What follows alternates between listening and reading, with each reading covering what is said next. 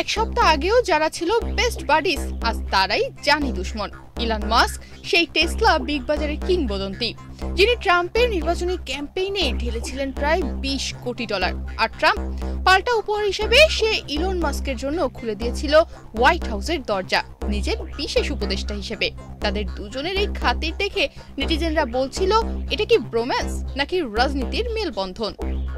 কিন্তু এই গল্পটা ততদিনই চলল যতদিন মাস্কের দখলে ছিল আমেরিকার সরকারি দক্ষতা বিভাগ। মাস্ক ভেবেছিলেন $2 ট্রিলিয়ন খরচ কমাবেন এই সরকারি দক্ষতা বিভাগে থেকে।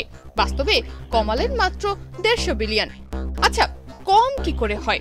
সরকারি কর্মচারীদের তিনি চাকরি কেটে দিলেন, এমনকি তিনি বিমানবন্দরের ট্রাফিক নিয়ন্ত্রণে এমন ভাবে মানুষের চাকরি ছাঁটাই করলেন যে এখন ট্রাফিক নিয়ন্ত্রণের লোকই পাওয়া যায় না।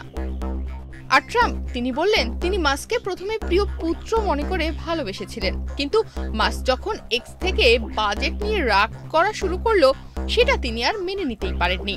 এরপর মাস্ক বলল নতুন বাজেট জঘন্য, আর প্রত্যুত্তরে ট্রাম্প বলল আমার বিগ বিউটিফুল বাজেট। দুজনের এমন দুই রকম মন্তব্যের পরই দুজনের মধ্যে শুরু হলো ঝগড়া।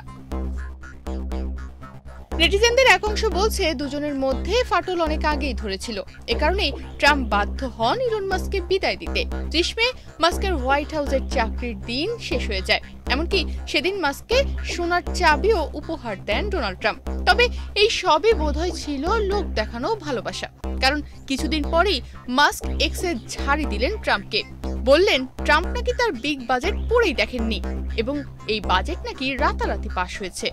বিশ্লেষকরা বলছেন আসলে মাস্ক খেপেছে, কারণ নতুন বাজেটে টেসলার কর ছাড় বাদ গেছে। ট্রাম্প বিরক্ত হয়ে বললেন আমার বন্ধু মাস্ক আর বন্ধু থাকবে কিনা সন্দেহ। মাস্ক উত্তরে ট্রাম্পের বিরুদ্ধে অভিশংসনের দাবিও তুললেন। অ্যাপস্টেইনের পুরনো ছবি দিয়ে মাস্ক মনে করে দিলেন ট্রাম্পও সেই কেলেঙ্কারির আসামি, গলায় গলায় যারা বন্ধু ছিল। ফলাফলস্বরূপ মাস্ক ট্রাম্পের বন্ধুত্ব এখন শিডিউলিং এ, আর অন্যদিকে টেসলার শেয়ার পড়ে গেছে 15%।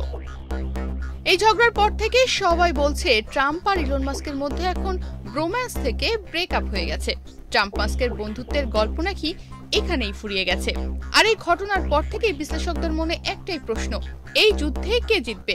ট্রাম্পের সমর্থকরা হয়তো মাস্ককে ছেড়ে যাবেন না, কিন্তু মাস্ক আর ট্রাম্পের রাজনীতির এই প্রেম কাহিনী থেকে এখন শুধু ঝগড়াটাই বাকি ছিল, যেটা তারা ইতিমধ্যেই শুরু করে দিয়েছেন। তনিমা রহমান, বাংলাদেশ প্রতিদিন।